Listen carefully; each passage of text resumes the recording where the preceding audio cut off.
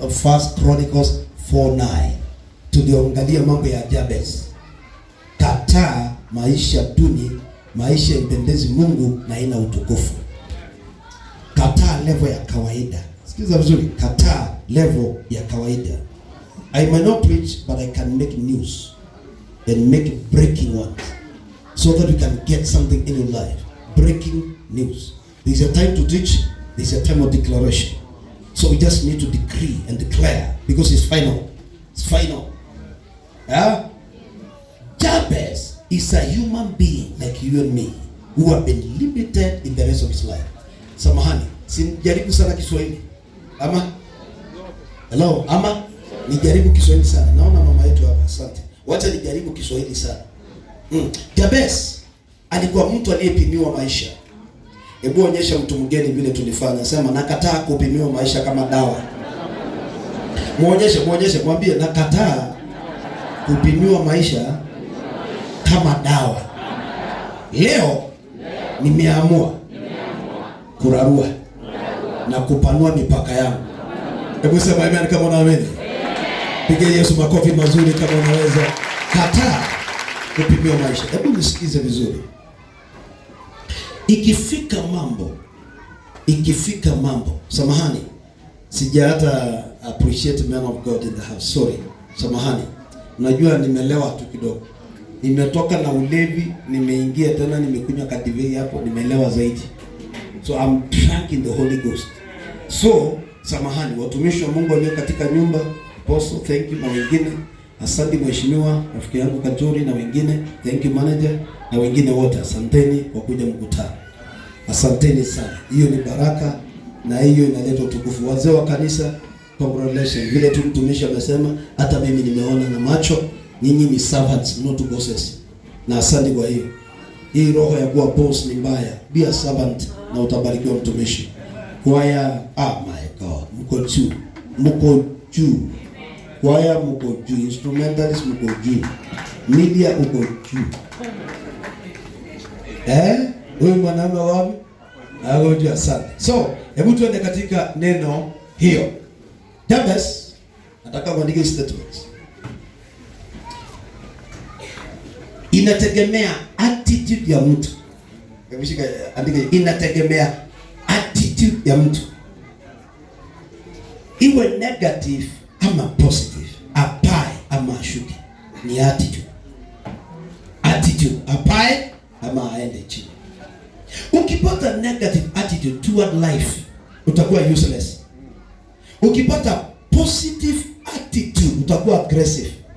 Positive attitude, kusema hivi, mtafanikiwa tu Kitengela, mtafanikiwa Kajiado. Hiyo ni positive attitude.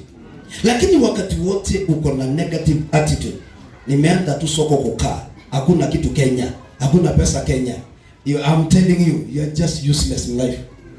Never admit situation, change situation by your positive attitude.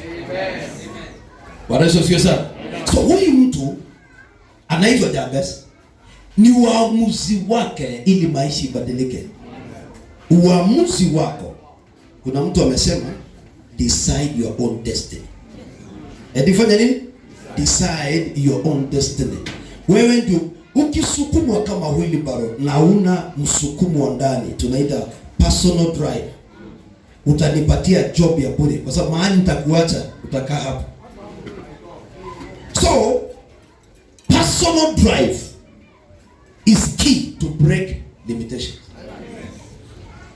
Lakini wakati unalalamika, John chapter 5, nimekosa mtu, masababu utakaa 38 years. Matthew 5.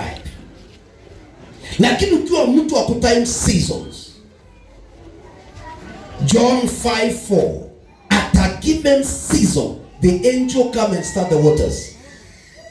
Na atakaingia wa kwanza atapona kila aina ya ugonjwa. Lakini kijamaa kiko hapa 38 years.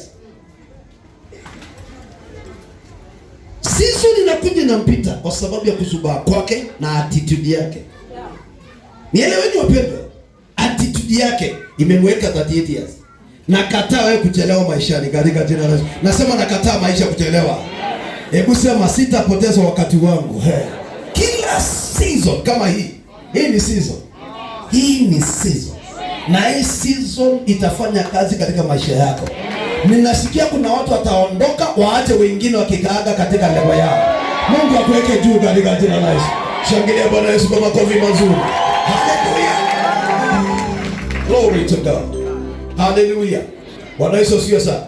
So inategemea roho yako iko namna gani kwa kutokea kwako na kuvunja limitations za maisha yako.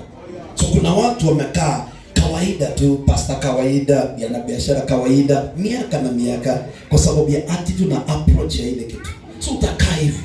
Sasa jamaa huyu amepewa jina Jabez, na Jabez na maanisha uchungu, na amekaa akakaa akifikiri mzazi wake atamsaidia, akifikiri sijui nani atafanya.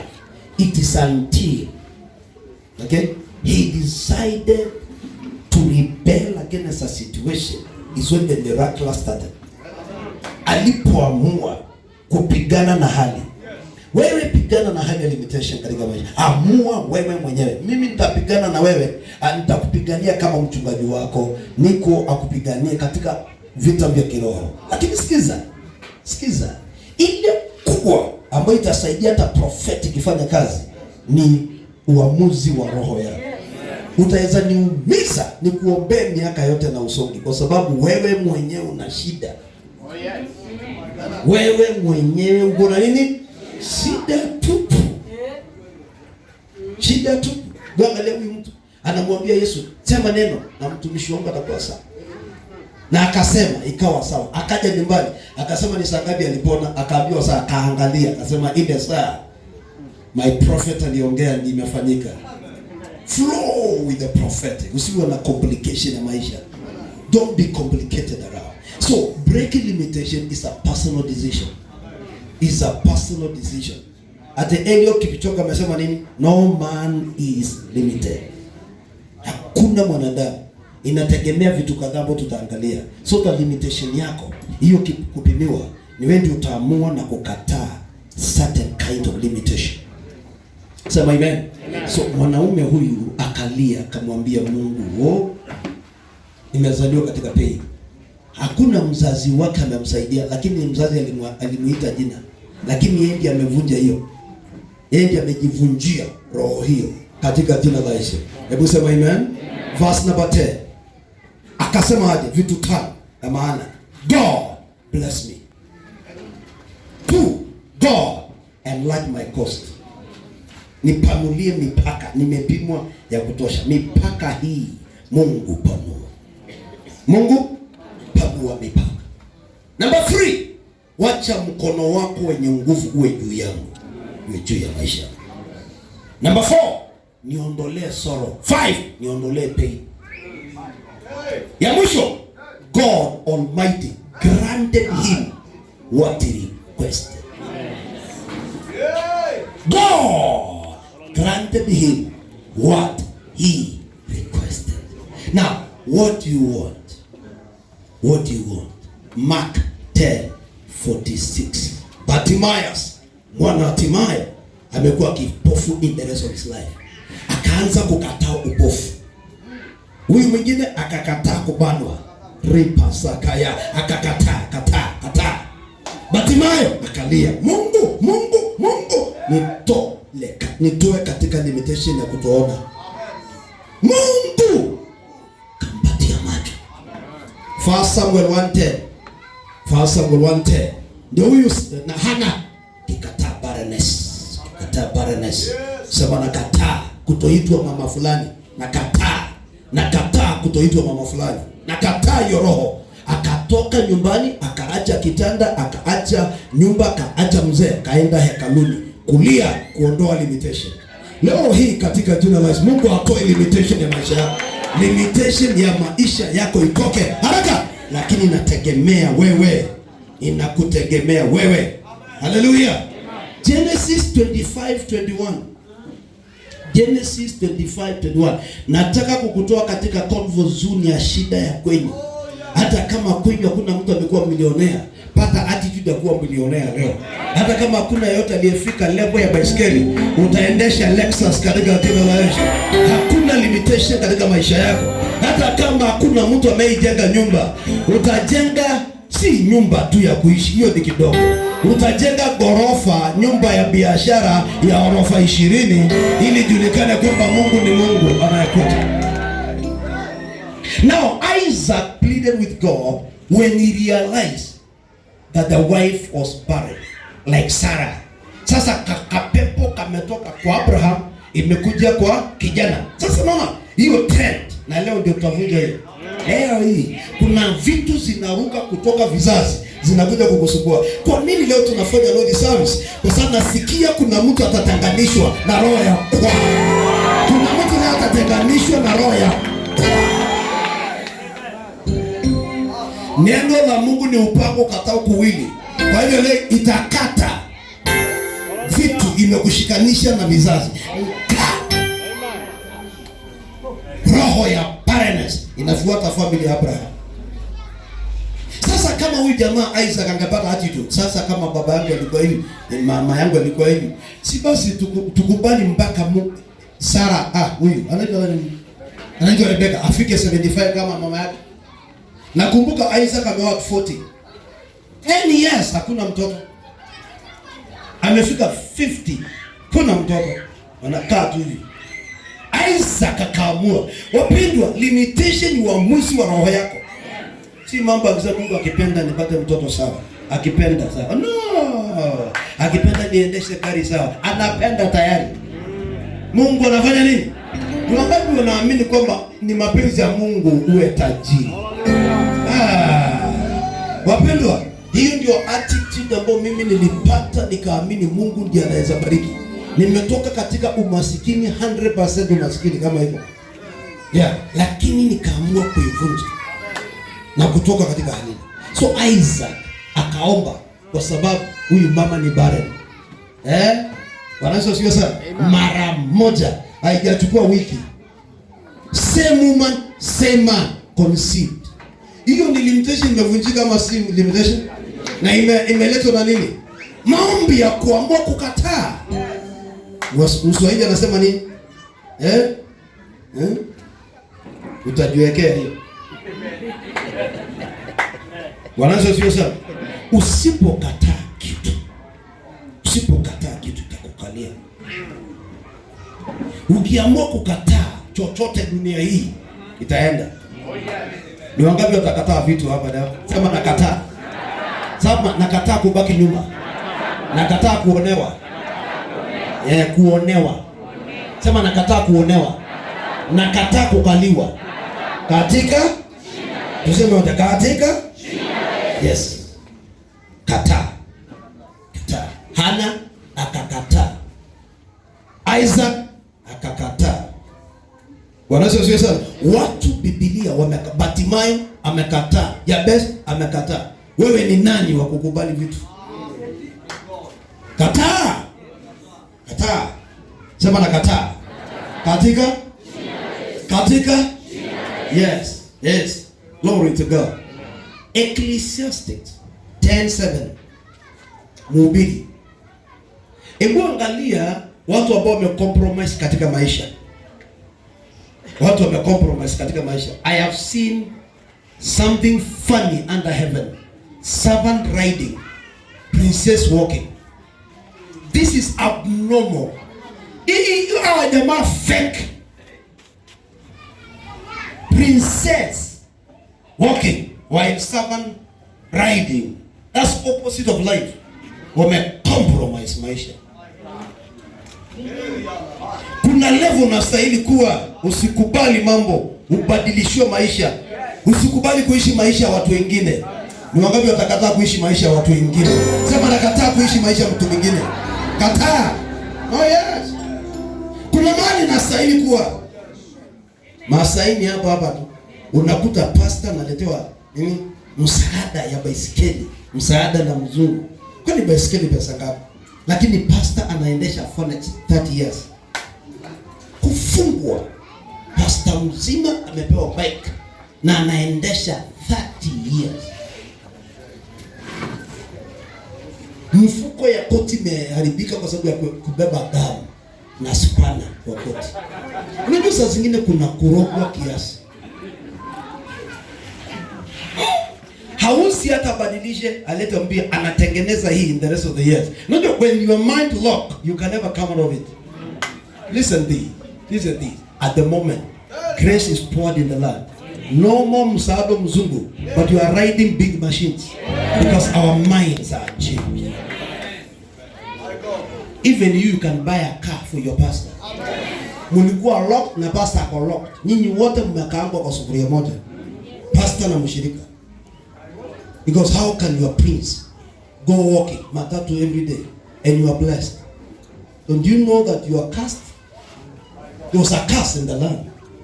Total curse. Pastor is under curse, member is under curse. Mnakaa wote kuparara.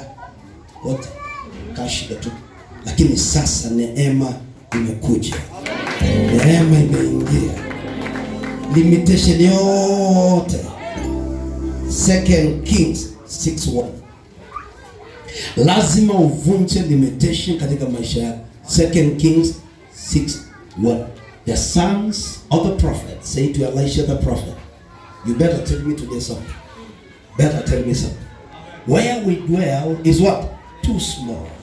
If you can know that this is not my level, you can dare refuse. No, now you can even call a prophet aende aombe mahali hapo imekuwa sugu kwako. It will just happen. Lakini hapo unajitia moyo na shida. Forces za kwenyu zimekunyima uwe katika level nataka. Where is your prophet? Why are you not using your prophet? These guys said, now they are sons of prophet, meaning they are children of God. But they felt where their dwelling is not good. Today, change your attitude. Change what? No, I'm going to change attitude here. Say, I change my attitude. Yeah, it's the will of my God for me to rise. It's the will of my God for me to expand. Yeah. Kwa nini Jabez amepanuliwa na kufanywa? Amejua mapenzi ya nani? Mapenzi ya Mungu, na akamulilia Mungu aliye juu na akampanua na akambariki. Bwana Yesu asifiwe sana.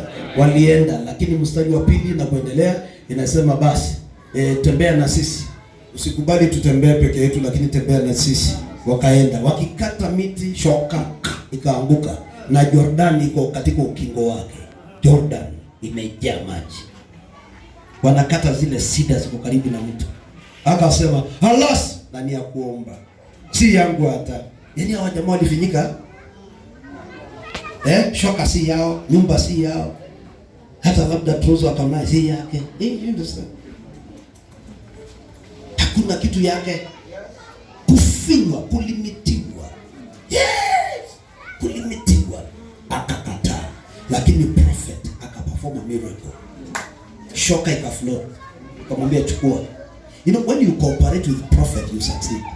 You cooperate with them. Yes. Even at your helm of success, be close to prophets. Because devils are crazy. Even at your helm of success, spiritually, financially, leadership-wise, at top, make sure you're connected to prophets. Because they are forces who are intending to bring you down. But prophets are meant to defend you. The anointing in them is to defend people. Listen to me, the anointing men of God has is not for them to enjoy. It's for you to enjoy. I'm serious. It's for you to enjoy. You are to enjoy the anointing in men of God. You enjoy health, you enjoy protection through prophets. They decree and things happen. Nano sasa. Najua kuna jamaa yule Nabal mjinga Nabal. For Samuel 25.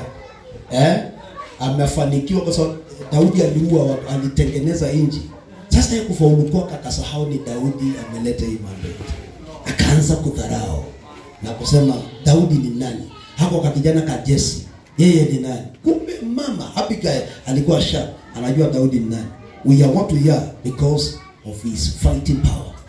Yes, lakini nyinyi hamna ufunuo. Wakati nabii kama huyu akibarikiwa ama akipakwa awalinde, make sure you are closer to that man and you back him. No? Kuna yule mama alisema tumjengee nabii nyumba ya juu, tumtengeneze. Barrenness ikaondoka. So the anointing we have is for your benefit. Kama si anointing ilivunja barrenness, si angekufa barren.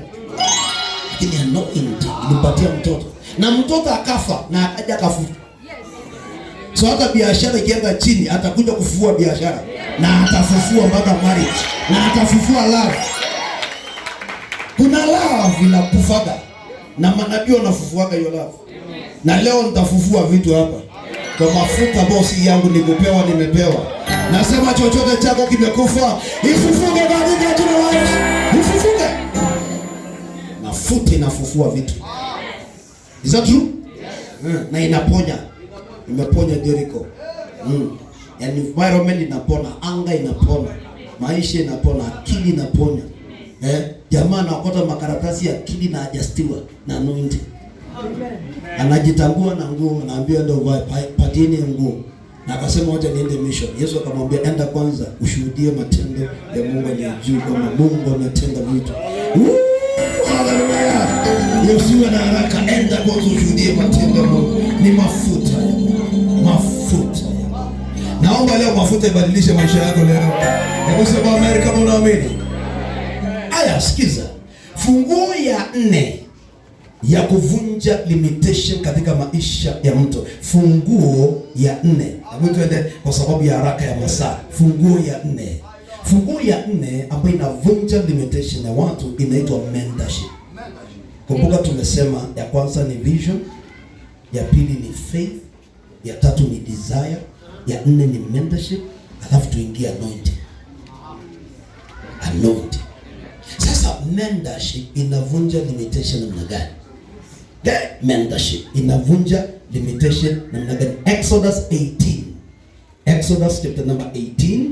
Ukisoma katika Biblia yako, amen. Bwana Yesu asifiwe sana. Exodus 18 should be from 13. Okay? Man of God, Moses was anointed of God. But he could have been useless if he never had a mentor. Wapendwa, saa zingine unaweza jisikia lakini usipo correctiwa na mentor. And it was on the next day that Moses sat to judge the people, and the people stood before him from morning to evening day. Hata endi nyumbani. At any assignment. Anytime you are not mentored, you become limited. Wale watu wote wamekataa mentorship, wameenda kusurvive. Minus mentorship is mere survival. Yes, you survive. Even pastors ambao wataki mentorship, hata washirika wanaokimbia from church to church, ambao wanatafuta utukufu na wengine wanatafuta leadership. If you are not mentored, you go dry. You parara hivi karibuni. Sasa Moses is anointed, but he need mentorship na mafuta yote. Hata ile mangura na mafuta yote anahitaji nini? Mentorship. Nasikizeni, tuna short na shida kidogo ya mentorship Kajiado County. Na inasumbua watu, na hiyo imedwarf watu. Katika kila level ya maisha unahitaji a mentor. Somebody you emulate, somebody you know, you look up to, somebody you gain wisdom from, somebody who can correct you and warn you and rebuke you. You need people in your life. Call mentors. Either be a woman, either be a man, either be a professional, either be political. We need mentors. Watu ambao watakulelea ili upate kufanyika mtu. Usipolelewa, listen to me, usipolelewa kuna level utaenda. Narudia tena, usipolelewa kuna level utaenda. Moses was almost confined to be a very, very limited person. Hebu angalia 14. Twende. 14. Aha. So when Moses' father-in-law saw him, father-in-law ni mzee priest of Midian, akaja kumtembelea. Akaona akatembea kama vile nimekuja huku nimetembea. Nimemwambia niko my son hapa. Amelala kidogo. Area hii. Na siko baya. Imenda. I have more light than him. Sina mwambia tu my son hapa. My son. Na akikubali ameenda another level. Lakini akiassume atasimama hapo hapo, atakuwa limited the next 5 years, atakuwa hiyo level the next 5 years. Lakini akikubali ata progress. Angalia hapa, angalia hapa, angalia hapa. Huyu mzee akamwambia 17, hebu twende 17 ili twende haraka kwa sababu ya time, mentorship. Twende 17. Akamwambia nini? Akamwambia Moses, whatever that you are doing is wrong.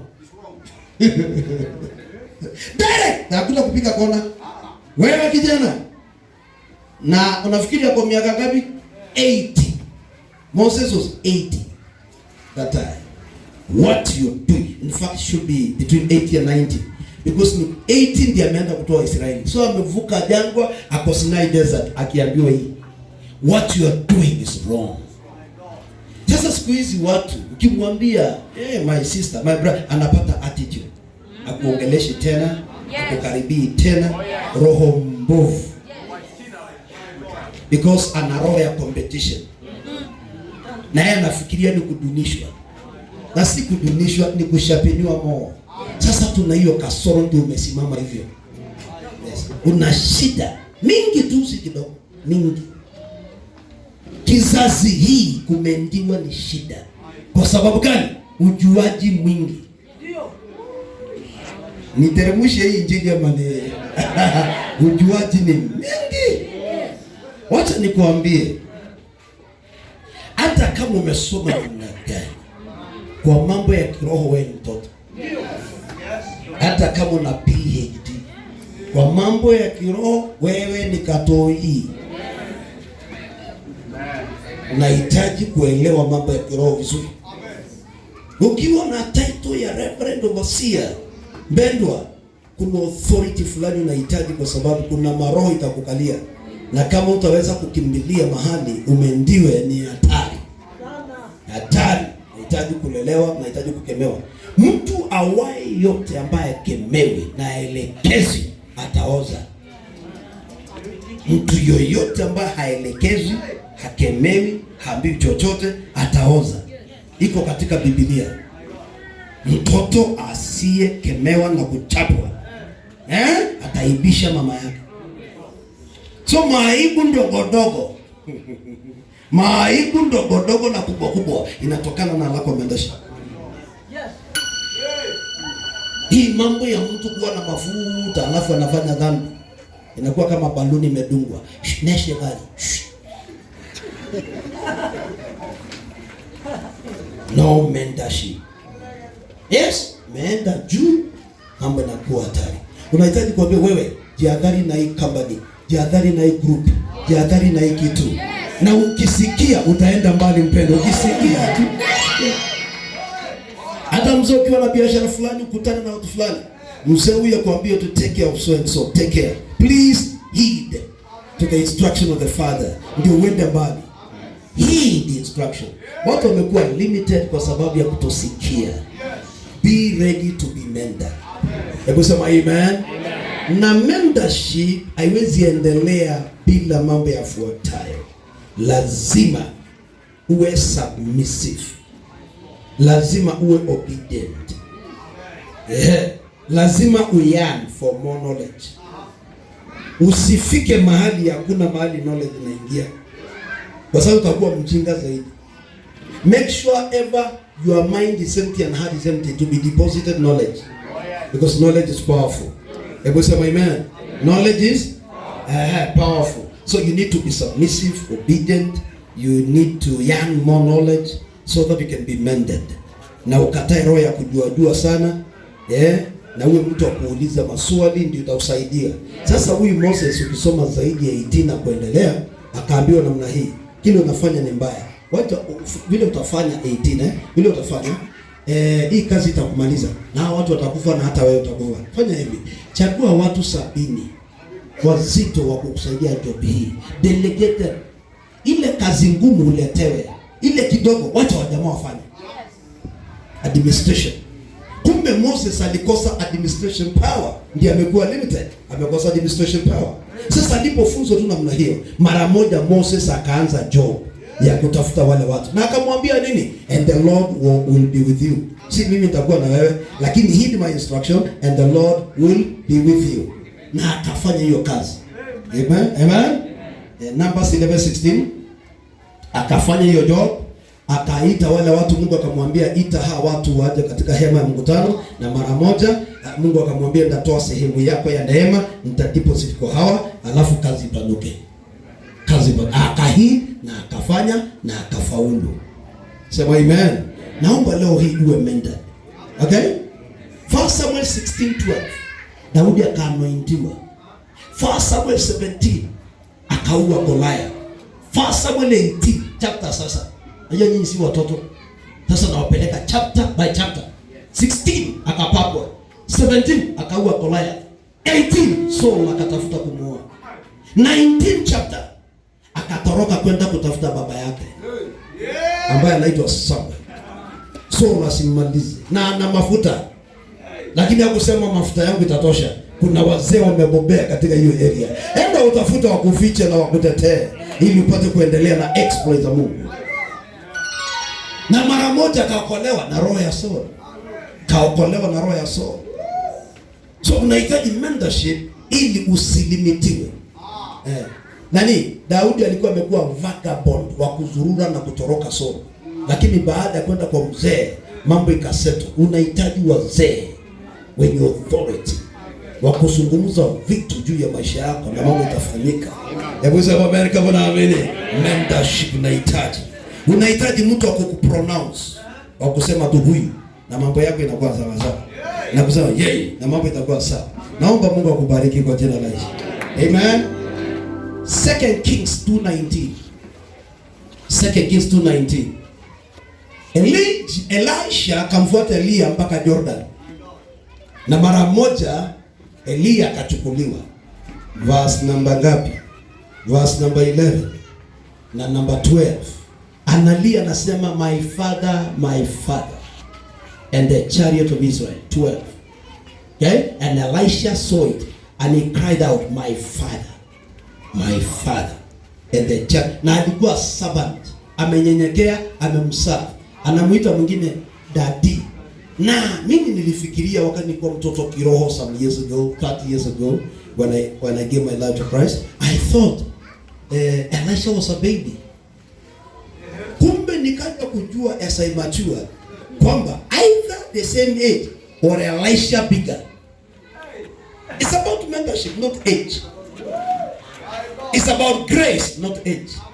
I don't know what I'm talking. It's about grace, not age. Hapa akimuita mwingine baba. Kipara ni kama windscreen ya gari. Iko hapa, kipara iko hapa. Ndio hii alipovuka Jordan na ile mando, ndio wale watoto 42 walimuita mzee wa kipara. Hapo ndio aliongea dugu watoke wa kike wawili, wakachafua vijana 42. He was not a boy. He was a full-grown man, but he knows mentorship. This is a father to me. Amenilelea, amenitoa kwa kulimisha ng'ombe, amenitengeneza, nimekuwa hivi. There is no way I can deny that. Mentorship ita break limitation yako katika maisha yako. Be ready to be mentored. Itavunja limitation, utaenea, utabarikiwa na Mungu atakutendea mema. Sema amina. Sema amen tena. Glory to God. Utakuwa instructed in the Lord in Jesus name, na utaendelea kuwa more wiser. Proverbs 9:9. Poleni, mimi ni mtu wa maandiko sana. So you better take hata kama ni 200 scriptures. I'm full of scriptures. So you need to have scriptures. I need to back what I'm saying. Proverb ngapi? Teach a wise man. Teach a just man. He will ever increase. So mentorship increases you. It doesn't reduce. Mentorship increases someone, never reduce one. So there is no way you can be mentored and reduce. You ever increase because you heed the instruction. There are always people that are gone ahead of you, and you continue to be wiser and wiser, and you become great and mightier. So God bless you. Now sasa tuingie part ya mwisho ya anointing. Kwa nini anointing ina break yokes? Isaiah 10:27. Anointing inavunja yokes. Anointing inavunja viunganisho ya balaa na mikosi katika ukoo wenu. Sasa kazi ya mafuta ni kukutoa mbali na kiunganisho ambayo inasema utafanikiwa, inakuweka level ya wazazi wako na area yenu. Sasa kazi ya mafuta ni kudeal na vitu imekuunganisha na watu kupitia majina, kupitia damu ya kwenyu na kupitia ukoo. Sasa mafuta kazi yake, hata kama kwenyu kila mtu ni useless, mafuta inavunja nira uwe great katika maisha. Hebu sema amen kama unaamini. So hiyo sasa ndio inavunja limitation ya watu. The anointing break yoke, the anointing remove burdens. The anointing of the Holy Ghost inatoa burden, inavunja nira, inakufanya ufaulu by force, by fire. No limitation when the anointing comes down. Number one, when you carry it, I can never be limited if I'm carrying the anointing. Number two, when you contact that anointing, you cannot be limited. Okay? You cannot be limited. Acts 10:38. And now God anointed Jesus of Nazareth with the Holy Ghost and power. He went about to do good to them that have been oppressed of the devil. So, anointing is a medicine of oppression. So, if there is one here oppressed maritally, today you will succeed. If there is an oppression of financial, it will be broken today in the name of Jesus. So, no limitation. Am I talking to you? Acts 10:38. And now God anointed Jesus of Nazareth with the Holy Ghost and power. He went about to do good to them that have been oppressed of the enemy. Anointing also has power to quicken your spirit and quicken your mind. I am not a contractor at all, na sijasomea. Okay? But I do construction with ease. I do construction at ease. I am the one that does construction in my place. I'm too much with enough light for construction. Na ni mafuta tu. Because mafuta inakufanya ufanye vitu hujasomea. Hii uko katika 1 John. Katika wapi? Very interesting. 1 John 2:27. 1 John 2:27. The Bible says, the anointing that you receive shall dwell in you.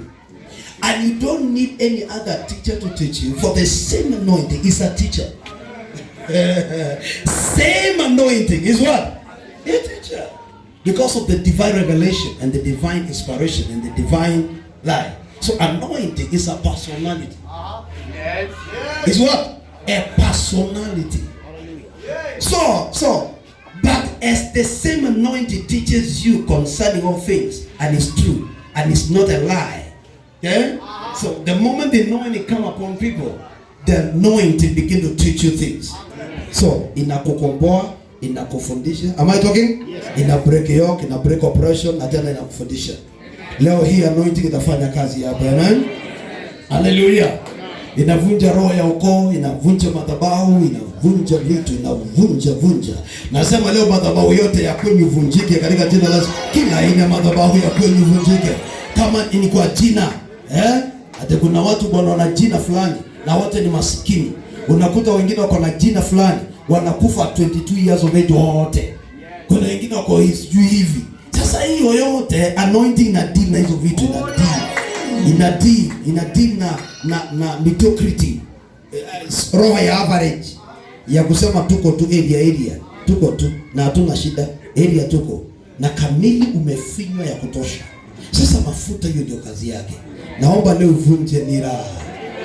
Another work of anointing. Nikimalizia niombe sasa. Niache kusema mengi lakini sikia vizuri upate. Luke 4:18. Luke 4:18 as I finalize on the anointing. Because right today I feel the anointing will touch someone and do some things here. Just anointing touching you. Anointing. Those guys who are here, the anointing just touch them and things have begun.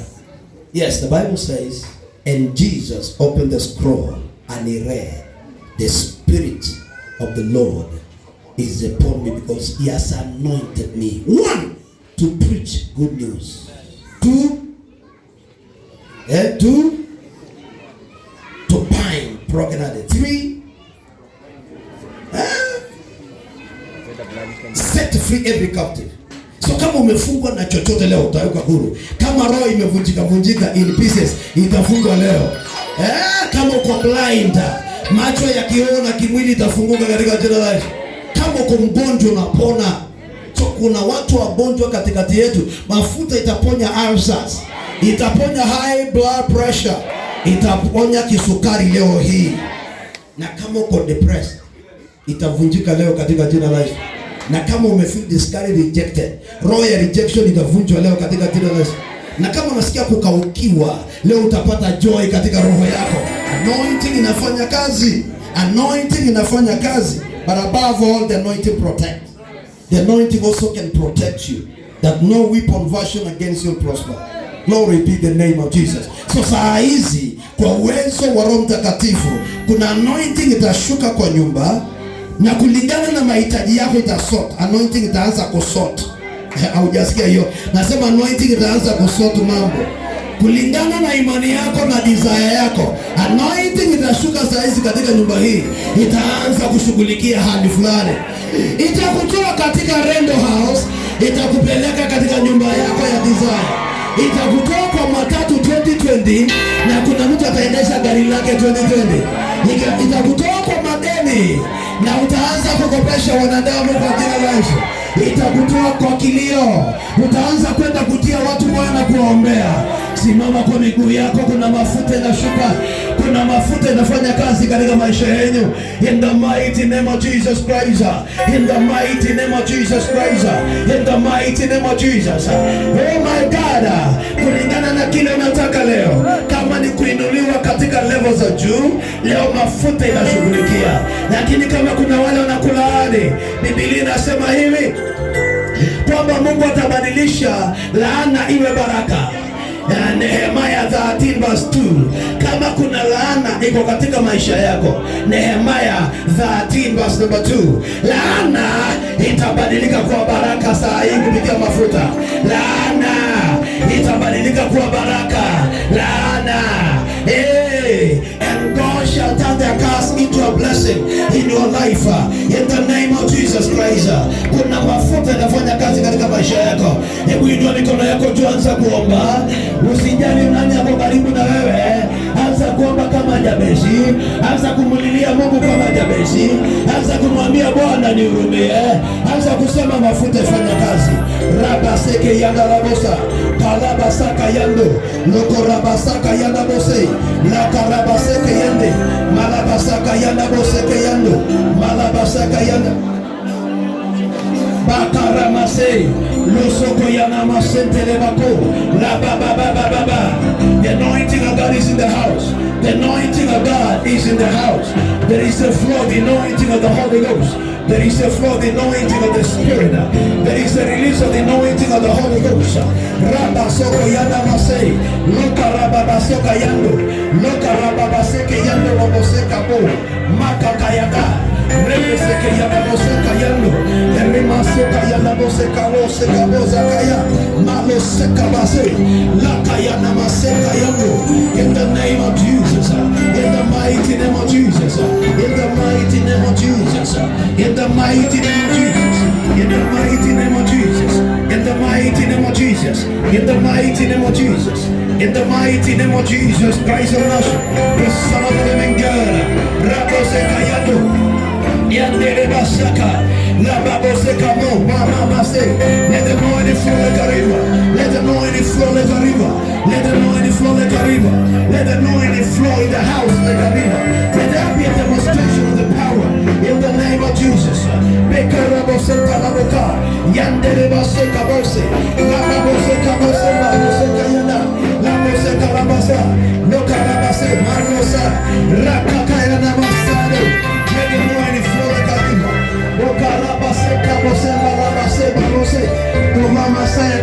Let the anointing flow like a river.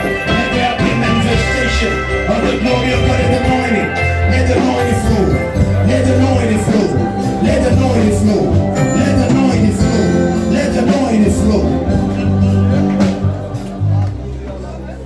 There is something I'm reminded, because something God is about to do will affect your life. It will affect your destiny. It will affect your finances. It will affect your social life. Kwa hivyo vile tutafanya, kuna watu jana walichukua bahasha zao, na kuna bahasha watu walisema, kwa hii bahasha na haribu pepo ya limitation. Hebu wacha kwanza tufanye hivyo kabla tujaendelea, kwa sababu kuna mambo itafanyika saa hii.